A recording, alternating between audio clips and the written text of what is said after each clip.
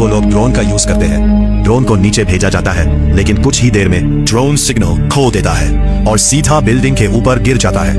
अंदर फंसे हुए लोग ये सब देखकर खुश हो जाते हैं, क्योंकि उन्हें लगता है अब रेस्क्यू शुरू हो चुका है।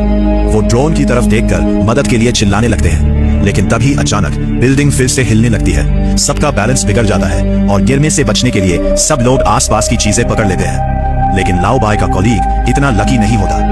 वो फिसलकर बिल्डिंग के किनारे पहुंच जाता है। एक पड़ोसन उसको बचाने की कोशिश करती है, लेकिन उसका हाथ उस तक नहीं पहुंच पाता।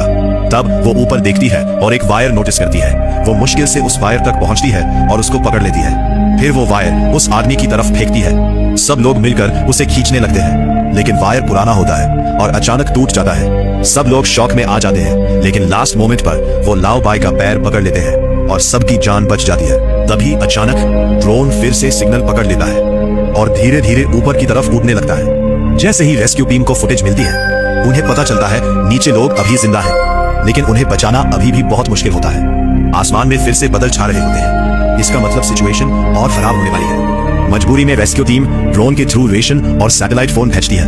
अब नीचे फंसे लोग अपने घर वालों से बात कर पाते हैं, लेकिन लाओ बाय को एक बहुत बड़ा झटका लगता है। उसकी बीवी बताती है कि बेटा उसके साथ मार्केट नहीं गया था। इसका मतलब उसका बेटा भी इसी गड्ढे में कहीं फंसा हुआ है। ये सुनते ही लाओ बाय घबरा जाता है। उसको याद आता है कल रात बेटा टेंट में सो रहा था और उसके रूम में एक बड़ा होल बना हुआ है। इससे वो समझ जाता है कि बेटा नीचे गिर गया है। बिना सोचे समझे वो तुरंत उसे ढूंढने निकल पड़ता है।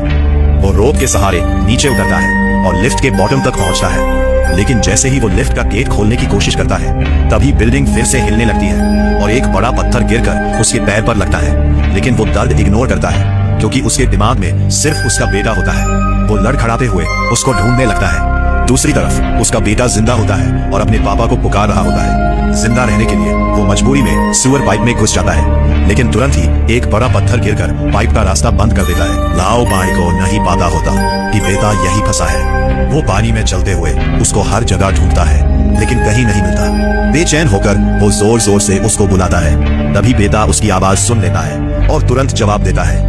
आखिरकार बाप और बेटा एक दूसरे तक पहुंच जाते हैं। दोनों एक दूसरे को देखकर रोने लगते हैं। वो एक दूसरे को गले लगा लेते हैं, लेकिन लाओ बाय समझ जाता है कि यहाँ रुकना खतरनाक है, क्योंकि ऊपर अटकी बिल्डिंग कभी भी गिर सकती है। अगर जिंदा रहना है तो उन्हें यहाँ से निकालना होगा। ये सोचकर वो अपने बेटे को कांधे पर उठाता है और ऊपर की तरफ बढ़ने लगता है। वो मुश्किल से पाइप के थ्रू क्रॉल करता है और फाइनली गैराज तक पहुंच जाता है, लेकिन बिल्डिंग पूरी तरह से टूट चुकी होती है। जिंदा रहने के लिए वो पाइप पकड़कर धीरे धीरे ऊपर चढ़ने लगता है और ऊपर वालों से